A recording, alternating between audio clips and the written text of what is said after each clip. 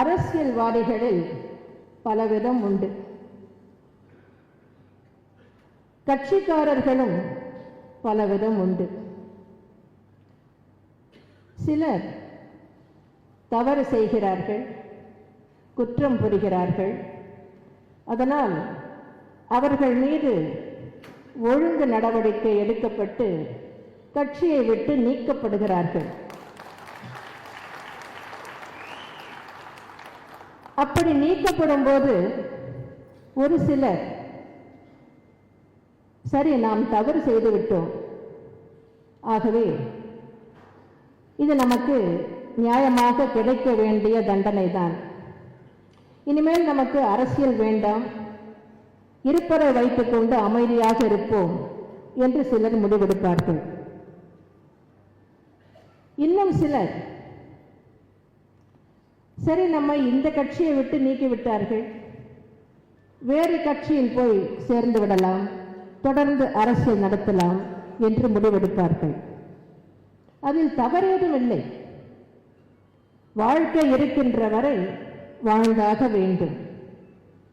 ஒரு கட்சியில் இல்லாவிட்டாலும் இன்னொரு கட்சியில் சேருவதில் தவறில்லை.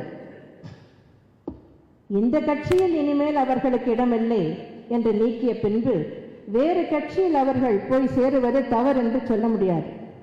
அப்படி முடிவெடுப்பவர்கள் ஒரு சிலர் உண்டு. ஆனால்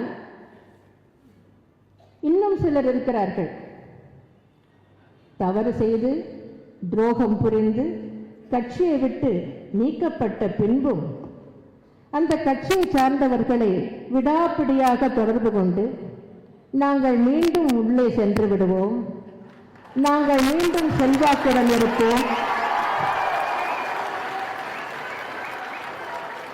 இப்போது எங்களை பகைத்துக் கொண்டால் நாளை நாங்கள் மீண்டும் உள்ளே சென்ற பிறகு உங்களை பழிவாங்கி விடுவோம், ஆகவே எங்களை பகைத்துக் கொள்ளாதீர்கள் என்று சொல்பவர்களும் உண்டு.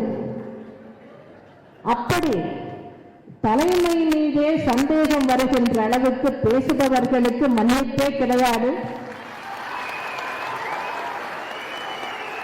அது மட்டுமல்ல, அத்தகையவர்களுடைய பேச்சை கேட்டு நம்பி அதன்படி செயல்படுகின்ற கட்சிக்காரர்களுக்கும் மன்னிப்பு கிடையாது.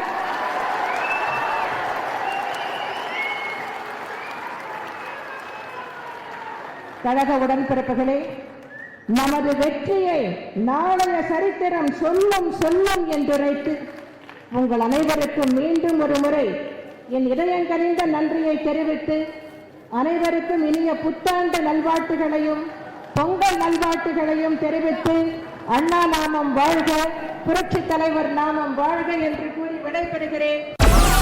Download Moj.